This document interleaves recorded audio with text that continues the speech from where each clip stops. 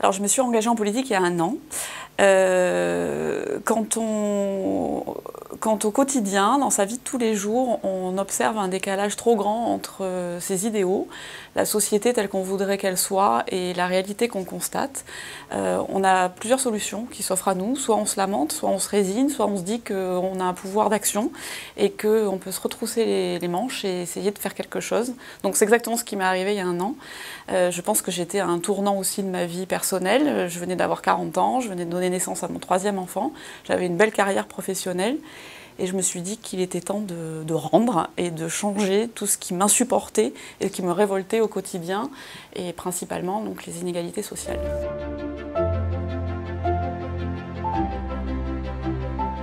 Il y a beaucoup de choses à faire sur cette partie de la ville pour que les gens s'approprient le bien commun, s'approprient leur ville et construisent ensemble des projets.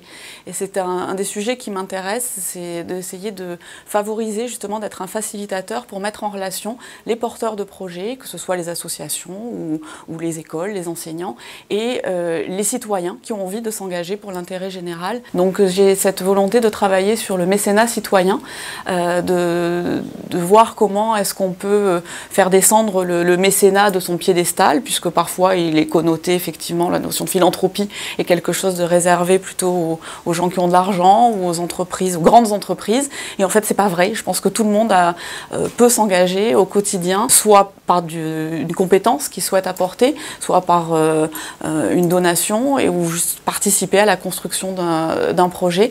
Il y a beaucoup de modèles qui existent, notamment des modèles anglo-saxons sur des fondations de territoire qui permettent justement de mettre en relation tous ces acteurs. Et c'est un des projets que j'aimerais réussir à voir naître sur ce territoire au cours de ce quinquennat.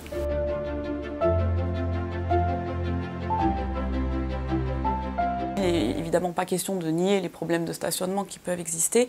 Les choses ont beaucoup évolué en 10 ans. La sociologie a changé dans le quartier. Il y a beaucoup de familles avec enfants qui privilégient évidemment les espaces verts, des transports à mobilité douce, les transports en commun. Et donc la réponse de ce parking massif n'est pas la bonne réponse. Peut-être qu'il faut envisager effectivement d'autres solutions de stationnement. En tout cas, une étude doit être menée et c'est en ce sens que je vais œuvrer auprès de la métropole pour demander à ce que le sujet soit réouvert, la réflexion soit réouverte et qu'on puisse travailler sur un projet de réaménagement de ce palais Longchamp en parallèle des réponses de stationnement à apporter pour que ce parc retrouve toute sa superbe. C'est une volonté nationale de faire de ce territoire, de lui donner beaucoup plus de puissance, beaucoup plus de capacité de développement, et ça passera par une fusion entre la métropole et le département. Pour ma part, je suis favorable à l'intégration des communes du Pays d'Arles. Ces communes ont demandé une expérimentation, ils voudraient pouvoir proposer un projet autonome, donc voilà, c'est quelque chose qui est en cours de réflexion. Ce qui est important de dire aujourd'hui, c'est que la métropole, c'est une vraie opportunité pour notre territoire. Elle doit retrouver des compétences, elle doit affirmer ses compétences en faveur du développement économique, du développement social, de la mobilité, tout en peut-être par ailleurs redonnant des compétences de proximité aux communes. Ça, c'est nécessaire en fait d'arbitrer vraiment entre ce qui est utile de confier à la métropole et ce qui doit rester dans les compétences municipales pour être au plus près des préoccupations des citoyens. J'ai entamé une discussion, une collaboration éventuelle avec le département, avec les équipes de Martine Vassal, pour envisager dans le cadre de Manifesta, qui est une biennale d'art contemporain extrêmement prestigieuse qui va avoir lieu à Marseille en 2020, d'étudier la possibilité de faire venir le Centre Pompidou à Marseille dans le cadre d'un projet éphémère, ponctuel, mais pour faire profiter effectivement les Marseillais et pas que, les habitants de la métropole, des richesse du Centre Pompidou. On a posé le cadre justement de cette réflexion et puis on doit se revoir prochainement avant l'été pour voir comment rentrer dans le vif du sujet et commencer à construire ce projet.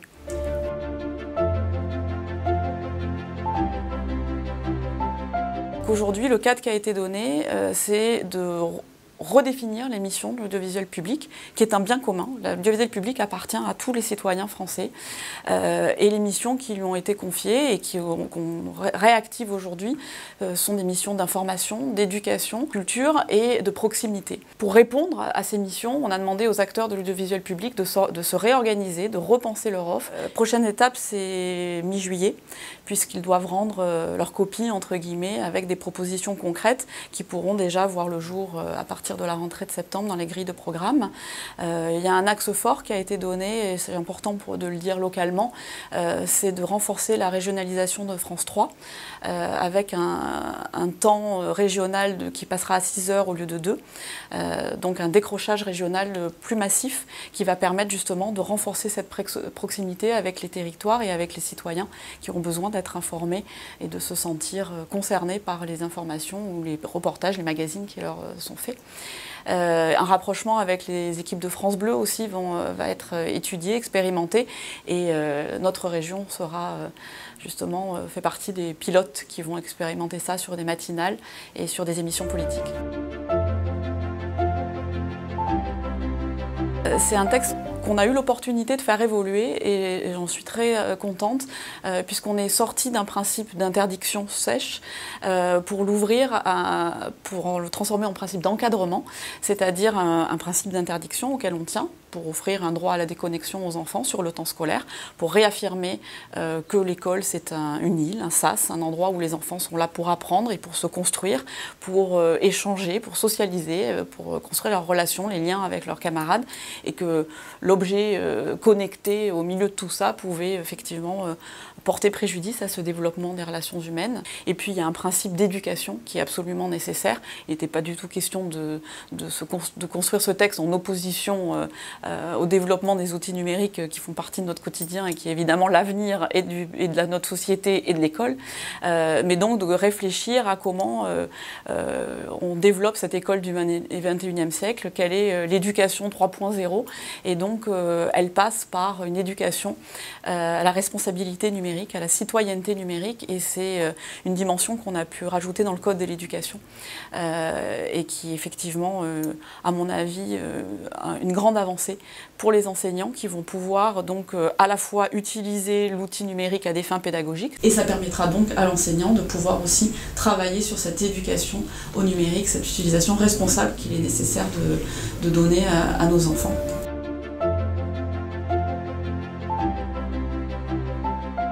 Alors c'est un sujet sur lequel on a été sollicité par beaucoup de citoyens marseillais, à juste titre, parce que c'est important de savoir comment vont être construites ou reconstruites nos écoles. On a auditionné l'ordre des syndicats des architectes, on a auditionné des fédérations de bâtiments, des parents d'élèves, des collectifs d'enseignants et puis des citoyens qui ont des convictions sur ce sujet.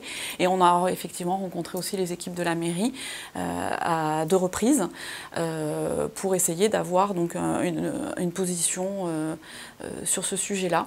Donc c'est une prise de parole qu'on aura, mes collègues et moi, d'ici le début du mois de juillet, d'ici la fin du mois de juin. On a besoin d'avoir des éléments de réassurance, justement, de la part de la ville sur la construction de ce projet-là, qui peut être une bonne solution s'il n'y a pas d'autre alternative. Alors je sais qu'il y a ce collectif, justement, qui s'est regroupé pour proposer un projet alternatif qui devra être rendu au mois de juin, donc on l'attend aussi avec beaucoup d'impatience.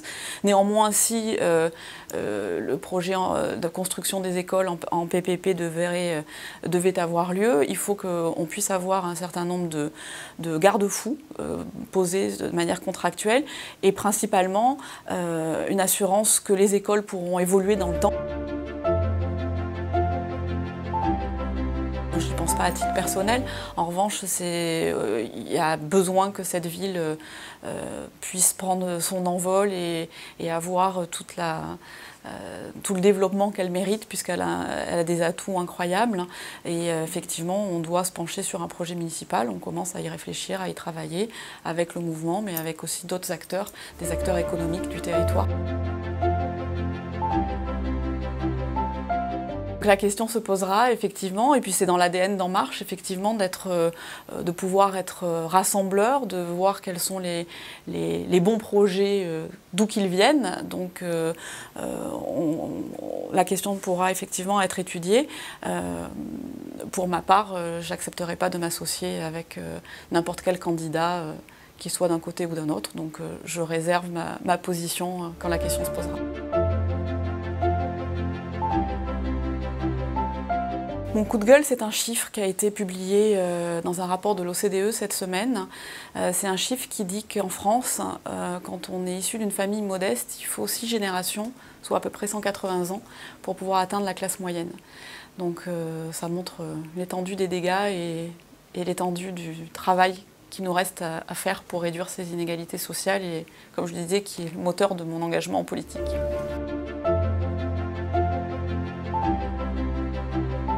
Mon premier coup de cœur, c'est une initiative de 2 collégiennes de 14 ans qui vivent dans le 4e arrondissement, qui sont au Collège des Chartreux, et qui se sont révoltées parce qu'elles ont observé autour d'elles des camarades de classe ou des gens dans leur quartier qui ne mangeaient pas à leur faim. Et elles ont décidé de lutter contre le gaspillage alimentaire et de créer un frigo solidaire avec un restaurant du 4e arrondissement. Et mon deuxième coup de cœur, c'est un cocorico, c'est la Coupe du Monde. Voilà, je me réjouis d'avoir quelques semaines pour soutenir l'équipe de France et espérer qu'elle gagne et qu'elle nous donne donc beaucoup de bonheur, d'énergie et beaucoup d'espoir pour la fin de cette année 2018. Allez la France!